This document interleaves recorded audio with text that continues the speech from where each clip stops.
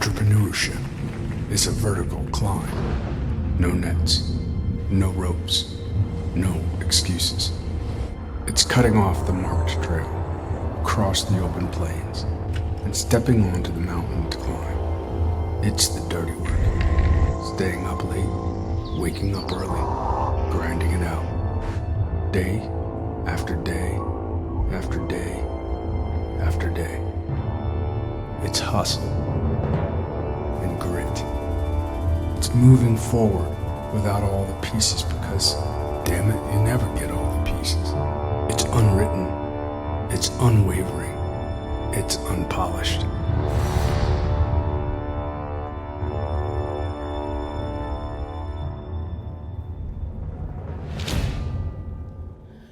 Well, good morning.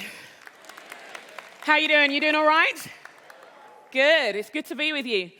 As Matt so very kindly said, my name is Jo. I chair a board of a movement called 3DM. I do speaking. I'm a writer and work with business leaders as well. I actually don't live in England anymore. I moved to the States about 11 years ago because I discovered a deep secret, which is that you guys love my accent like nothing else on earth.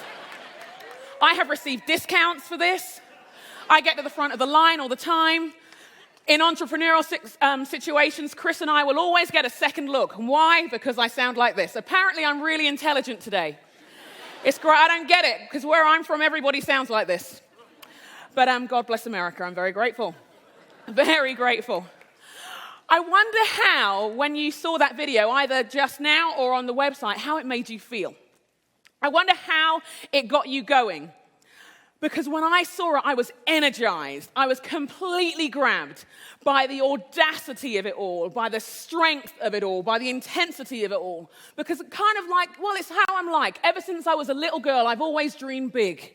I've always had big hopes and big dreams, audacious goals, new things. Those are the things that have always brought me back to life again. And yet, there's something about the call of the wild. There's something about the entrepreneurial spirit that whilst it's grabbed me over the years, it's also began to sober me as well. I don't know if it's the stress levels that I see amongst many leaders today as they're starting up their next startup. I don't know whether it's the relational pressures that I've seen people under again and again and again. The conversations where a loved one, a partner has said that this person is married to their job and they feel like the other woman, the other man. And here's the weird thing, it doesn't put me off the idea of entrepreneurship. It doesn't put me off the idea of startups and new things and new ideas. But I do wonder if there's a way in which we can do this well from the inside out. The thing is, we live and we lead from the inside out. And so we're going to need to fuel our fire, but we're also going to need to keep track of how our lives are doing. And I do believe if we are going to navigate the tough terrain of our new ventures and our new ideas, we will need to grow our grit. We will need to cultivate our capacity.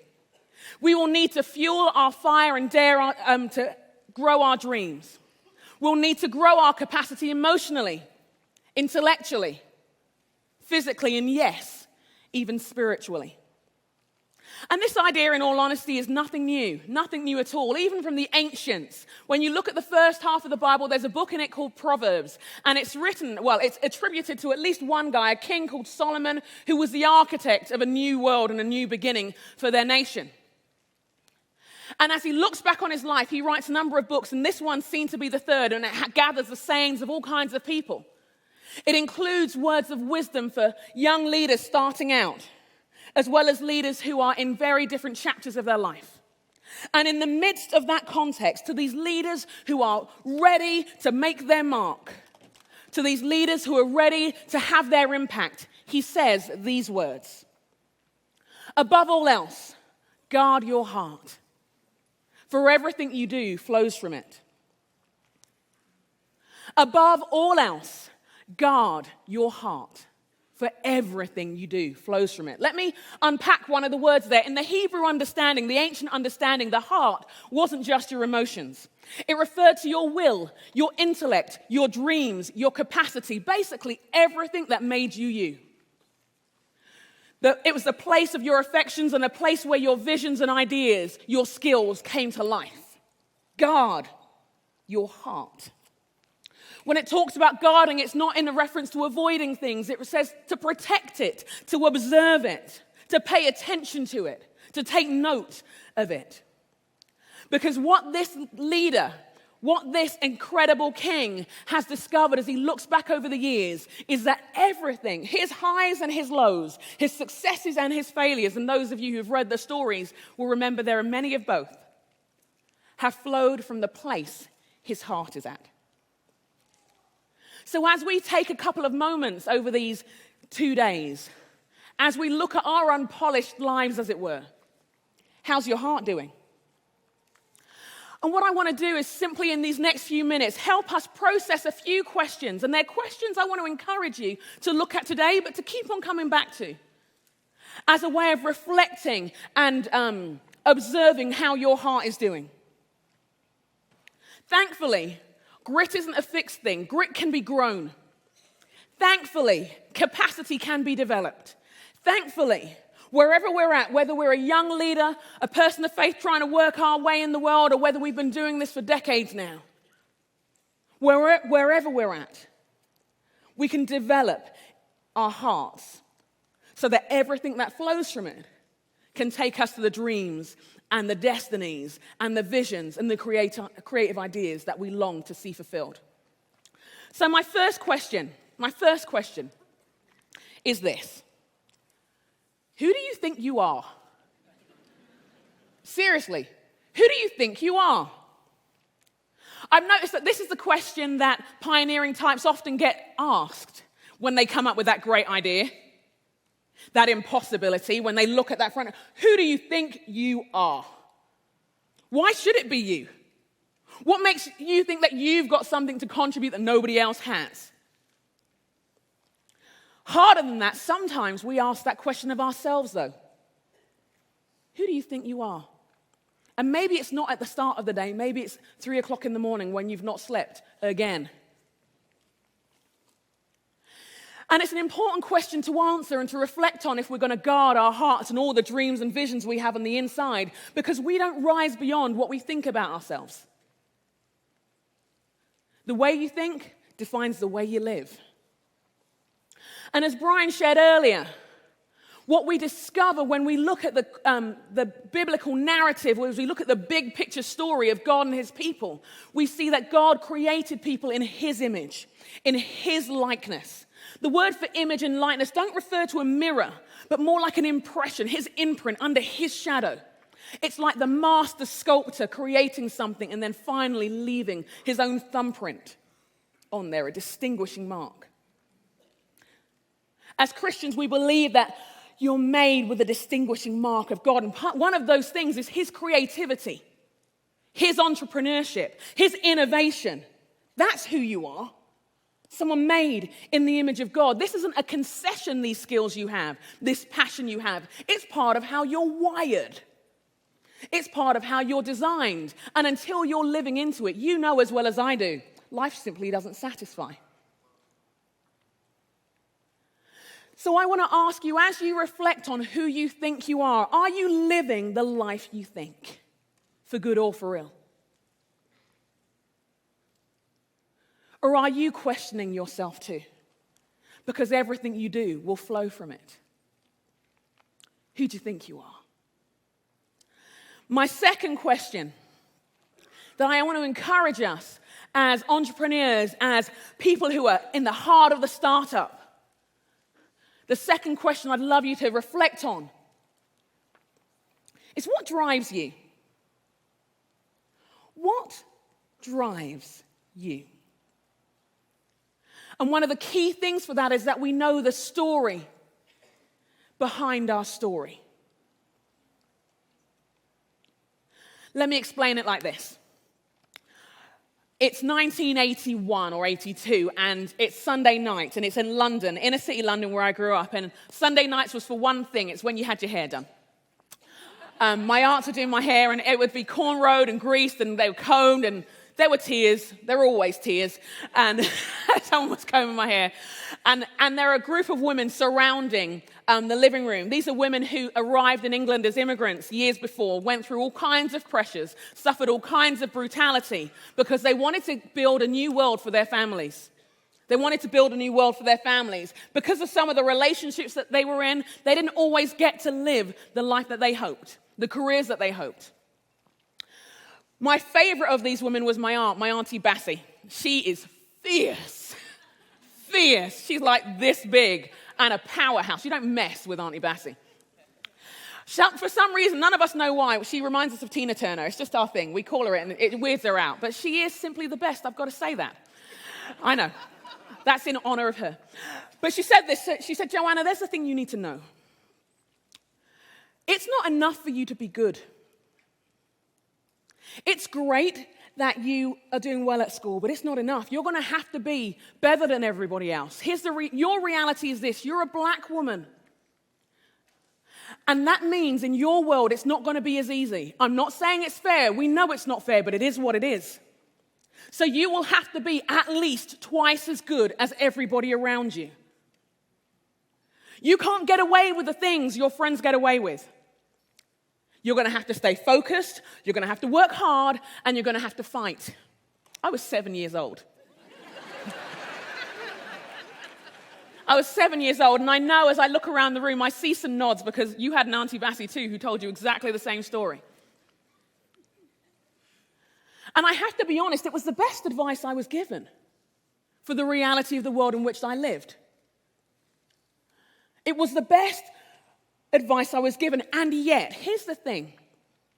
The story behind my story is this. I'm a child of the foster care system. I was in foster care until I was 6. It was a wonderful experience. Don't get any violins out, don't cry. We're good. However, inevitably, it brings up some issues for you. Fuel that with the talk, the wonderful, wonderful talk that I was given. And I grew up knowing I had to fight for everything. Everything I wanted to achieve, everything I hoped to be, everywhere I wanted to go, I would have to fight. And that produced some strengths, but it also revealed some weaknesses. The strengths were I'm tough. The strengths were I'm not afraid of hard work. I'm not afraid of discipline. I'm not afraid of late nights and early mornings. I'm not afraid of that. The weaknesses, I don't always know when to stop. The weaknesses of what my Auntie Bassie was talking about was my profession, not my personal relationships. The reason why I say that is behind our stories, there's always a story. Your story is probably very different from mine, but it's important that you know what drives you. It's important that you not only know what drives you, but what its strengths are, because there will be some wonderful creative strengths, but also the weaknesses. And so I encourage you to ask yourself this question every few months. What's driving you right now? Is it the story of what you're currently doing, or is it the story behind the story? A number of self-help and recovery groups often use the acronym HALT. What do you do when you're hungry, angry, lonely, and tired? What do you do when you're hungry, angry, lonely, and tired? Dealing with our vulnerabilities, being aware of them, attuned to them. Because we don't want to get consumed by them, that they interrupt all that we're about. What drives you, friends?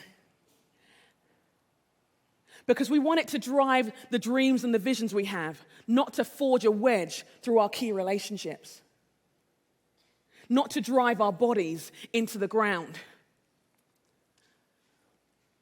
Not to be so driven by insecurities, driven by pain and fear, that it's gone to fuel and now we're just on embers. My next question, they do get more optimistic, by the way. I just thought I'd let you in on there. I suddenly thought, oh gosh, shall we cry now? My next question, although maybe it doesn't just yet, so bear with me. My next question is, when do you rest and recreate? When do you rest and recreate? Because whilst your dreams may be invincible, your body, not so much. About a year ago, almost to the day, I was in the doctor's office. I'd been having heart palpitations. And I didn't think they were a big deal because I'm a bit clueless like that. I didn't think they were a big deal. I went and I said, I've been having these heart palpitations for a few days. And I called the doctor. And he said, you need to come in now. I thought, but I haven't put my makeup on. He said, you need to come in now. You need to be here now. So they came in and they sent me to an urgent care. And I'm sitting in the room with all those things. Those of you from the medical world, do forgive me for my lack of awareness and knowledge and language in this moment. Oh, but all these things were stuck to me. And I'm in a room on my own. And in that moment, I'm finally scared because they're all tense and not saying anything, and no one's looking me in the eye. Even the accent wasn't working in this place. And I'm sitting there in this room, and I haven't slept for 6 months. And when I say that, I'm not exaggerating. I literally haven't slept for 6 months. I haven't slept for 6 months because every night I would have 2 or 3 panic attacks. In the night, I'd wake up in shock, in fear, in panic. 2014 was our horrible year. It was a year marked by betrayal and pain and loss. The life that my husband and I had sought to build was literally taken from us. And the shock wouldn't leave me. By day, I could function. I have 2 kids, 8 and 10. I have to function. But by night, everything caught up with me. And I couldn't sleep because every time I tried to sleep, I'd wake up wondering what was going to happen next. When you don't sleep for 6 months, you have heart palpitations, apparently. And I remember praying and saying to God, God, I don't think I'm going to die today. But I actually asked him the question, is this how I want to live? Is this how I want to live? And the doctor sat me down and said, look, whatever is happening, you're going to need to change now. He sent me to another doctor, and the doctor says to me, he said, Joe, he's a lovely man, this doctor. He's, Joe, you've put on a bit of weight in a short space of time, 9 pounds. 9 pounds, friends. You never get on the scales and think, oh, I must do some more. I got on. And he said, you've put on, he said, I think we should check your thyroid. And I said, you know what, Doc? Because I call him Doc. You know what, Doc? We could check my thyroid, but I'm pretty sure it's fried chicken, actually. Pretty sure. Because there's comfort, and there's food, and there's comfort food.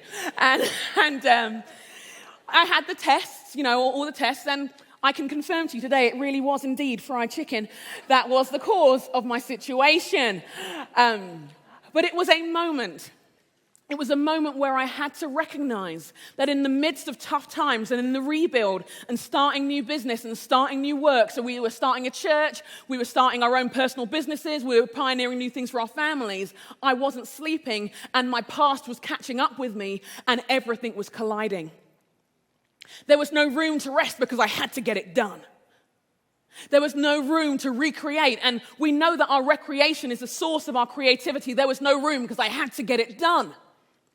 Until my body says, there is no room for you to function like this. I hope you're sleeping. I hope you're eating well-ish.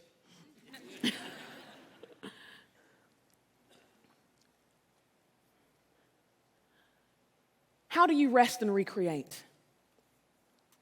For me, the story behind my story was driving fast at that moment. For me, in that moment, there were kids to provide for. There was a world to, yes, change, but there was a way to survive. In the backdrop of my life, it's always been about survival. And yeah, there were things to pioneer and adventures to take, but that really wasn't what was going on.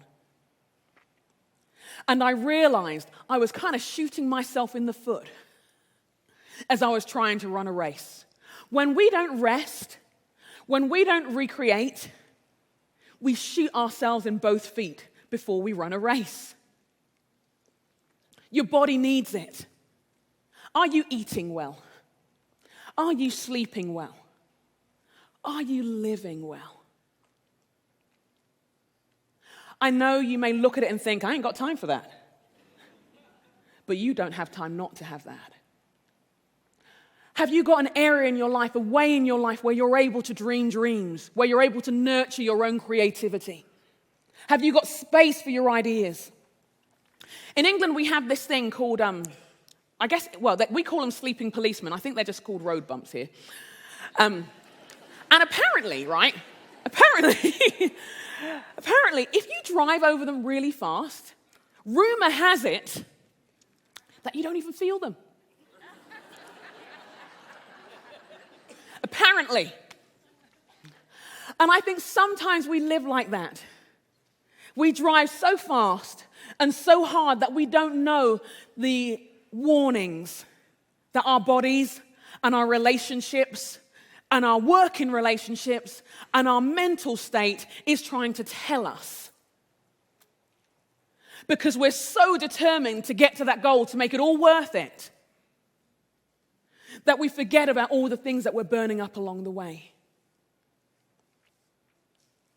And all the things that we're missing out on, we don't realize. Driven over any sleeping policemen recently? How do you rest and recreate, friends? It's interesting, even in the biblical narrative, when God gives out these 10 commandments, number four is take a day off. Have a rest. There's all these other ones about lying and stealing and stuff later on. We give people an award if they don't take a day off. And I know in the reality of our lives that I'm not even encouraging us to say have a balanced life. I'm saying get a rhythm to it. Balance, I'm terrible at balance. I can barely stand up straight. But balance, we're trying to hold all these things. Rhythm recognizes that sometimes there are some real intense moments, aren't there? It's just your reality. But rhythm allows us to swing back when we need to. Do you have a rhythm to your year? Do you have a rhythm to your month? Do you have a rhythm in your moments where you can take 5 minutes to breathe deeply? Guard your heart. Remember? All that makes you you, your intellect, your decision-making process, the entrepreneur that you have been designed to be. Guard it. Because everything you do flows from it. Everything you do flows from it. Next question. So we've had, who do you think you are? We've had, what drives you? We've had, when do you rest and recreate? My next question for you is, where are your people at? Where are your people at? There's an African proverb that goes like this: if you want to go fast, go alone. If you want to go far, go together. Now, a number of us said, I just want to go fast though. I just want to go fast. And maybe I'll go far later. But right now, I just want to go fast. But I ask this question, and I ask where your people are at, because even as highly individualized people, even as people out in the front, on the edge of the frontier, going into the unknown, we need people. And so I simply ask you and encourage you, as you guard your heart, as you reflect on all that you're doing, the whole life you have, the whole success you want, how are your people?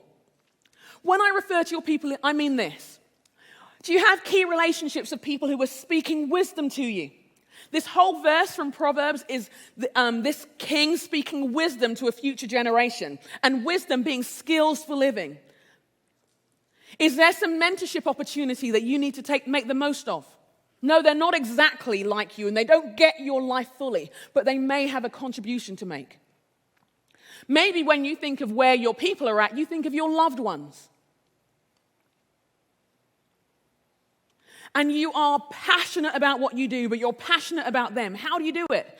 I've realized in different seasons of my life, my kids now are elementary school age. When they were babies, they didn't notice whether I was gone or not, to be brutally honest with you. They weren't really that bothered. Now we have to do things in a different way. I travel a fair bit for work, so this morning, FaceTime is on, the kids are connecting, we are whipping and nay-naying, because apparently that's what we needed to do today. We are super women. Watch me whip. Watch me nay-nay. That's how we connect. That's how we connected this morning. Where are your people at? Are there ways in which you have to have rhythms of connection that you can invite them in? The funniest thing I love about the people in our lives, some of them are like us, so they're actually inspired by the things we do if we let them in on it once in a while. Are you long overdue for a date night with your beloved? Have you called a relative anytime, I don't know, this year? Do you have friends? I know it's awkward, isn't it? Nervous laughter.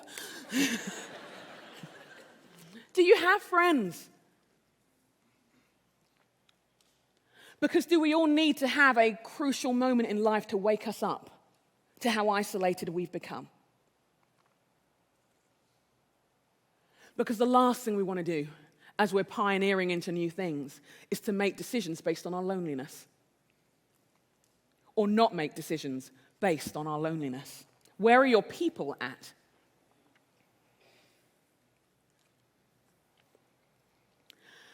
My next question. I did say it was going to get more optimistic, and I don't know whether that's true. I kind of apologize. Kind of. They're not. Anyway, next question. Next question is, how will you navigate the road ahead? How will you navigate the road ahead when life is not, because life is not a highway, but a labyrinth. You know, we look and think, okay, we're going this way, but actually it's a little bit more complicated than that. Now, we're friends now. I have a little confession to make. I'm a technical difficulty. And when I say that, I mean that the guys who prepare all the slides and all the wonderful things, I was like the last person to get it in and last way. So there may be a slide next. And if it is, it's because of their brilliance. Is there a slide? There may be. I'm just looking. Oh, I like my hair today. Okay, here we are.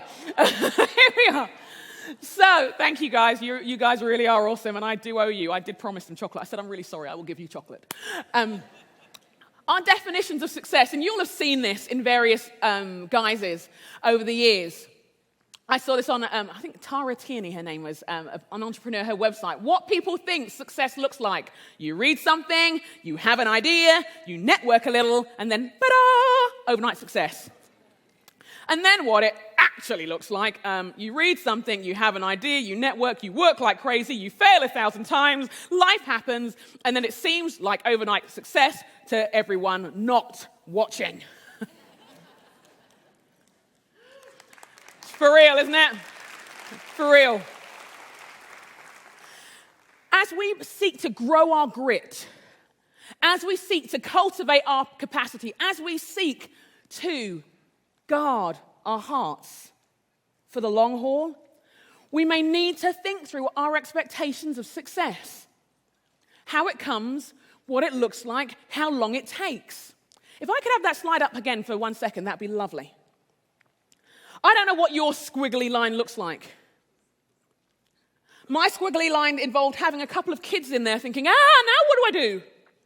Now, don't get me wrong, my husband's a real hands-on guy, but he didn't put on the pounds, friends. He didn't. Not even in sympathy.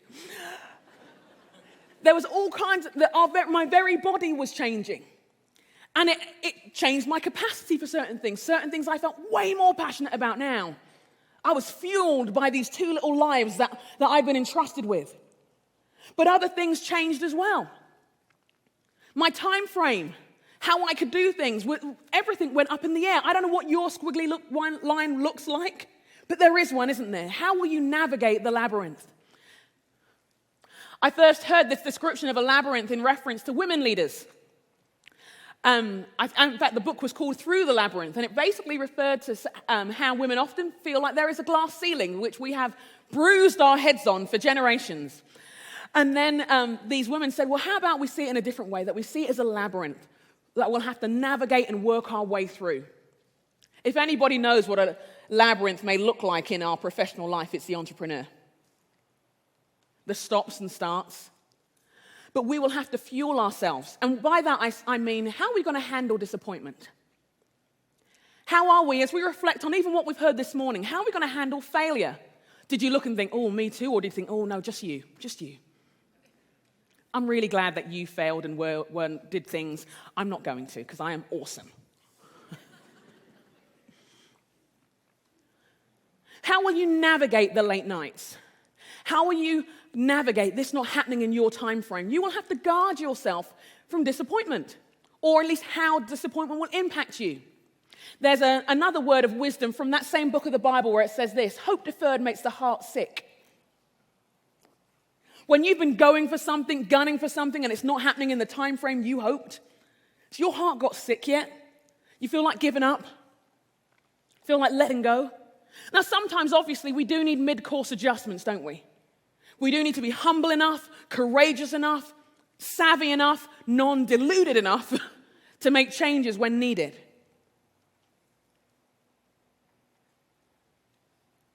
But sometimes, one of the things we may need to change is our expectations of things happening in the way that we hoped. You thought you and your partner were going to be doing this together forever, and they took another opportunity. Will that disappointment gut you for the next 2 years? Or will you be able to say, you know what, it hurts because they matter, but I'm still about this. There are setbacks where life has happened. Will we pick ourselves up? Will we allow the vulnerability to be the birthplace of creativity? I think Brené Brown talks a lot about that, doesn't she? Will we allow these vulnerable life lessons to teach us, to inform us, to propel us forward? Or will they be the source of our bitterness? Bitterness is real consuming. It takes a lot of energy. Unforgiveness is real consuming. It takes a lot of energy. I think it may have been Nelson Mandela anyway, one of these greats who described it as drinking poison and waiting for the other person to die. Your creative energy is better used elsewhere, friends. Your insights and thoughts are better used elsewhere. Fuel your fire, don't put it out. How will you navigate the road ahead? How will you navigate the blood, sweat, and tears? What does it mean for how you rearrange your life? How you're going to stay fit mentally, emotionally, yes, even spiritually? And then my final point is why this matters. Why this matters. And it's simply this: make a difference. It's what you're made for. Remember I said at the beginning about us being made in the image of God, and it's for human flourishing. You have a contribution to make. You have a contribution to make that betters our communities, that propels creativity, that restores humanity. Make your difference. There's a woman I know who, an acquaintance of mine, a growing friend of mine, she's in this month's Inc. You know, they had that list of entrepreneurs. At number 45 is an organization called the Noonday Collection. And she's an entrepreneur and an artisan who works alongside artisans all around the world. Contributes to human flourishing all around the world. People in different parts of the world, war-torn areas, making beauty out of ashes and bringing new things to the world. As a result, different countries are being affected. Let me read for you what she did just to close. Together, her and her partner dreamed of starting a business that would alleviate poverty through entrepreneurship. This dream became the Noonday Collection, a business that uses fashion to create meaningful opportunities around the world. In 2011, we launched the Ambassador Opportunity, inviting women across the states to launch Noonday businesses in their communities. They're stylists, storytellers, and entrepreneurs. We travel the world to identify artisans who share our dream of creating meaningful opportunity in vulnerable communities. They partner with 30 artisan businesses in 13 countries. They create opportunity for more than 2,000 artisans, impacting 8,800 family members. It's incredible what's happening. Communities are being restored. I have this necklace. I was going to bring it, then I forgot it. It's in my purse. I'll show you later. And it's made out of, it didn't go with the outfit anyway, so I'm kind of happy. It's made out of shells, bullet shells, from a war-torn area. Fashioned at the hands of people living with HIV wanting to seek to provide for their families. And it's beautiful inside and out. Restoring the community, restoring human flourishing.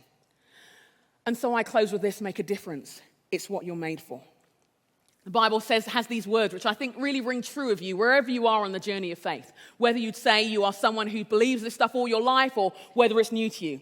The words from a guy called Isaiah, I know you say Isaiah, I say Isaiah, we'll just go with it, says this: they will rebuild the ancient ruins, repairing cities destroyed long ago. They will revive them, though they've been deserted for many generations. Guard your heart, friends, because everything you do will flow from it. Everything you do. And regularly ask yourself these questions. Who do you think you are? What drives you? When will you rest and recreate? Where are your people at? How will you navigate the road ahead and remember why this matters? Let me just take a moment briefly to pray, and I'll hand over to Robbie and the team. God, I thank you that you're a really creative God. And you created wonderful people with dreams and visions to light up this universe with beauty and strategy, creativity, innovation. Would you help us be courageous? Would you help us guard our hearts so that everything that flows can shape our world for good?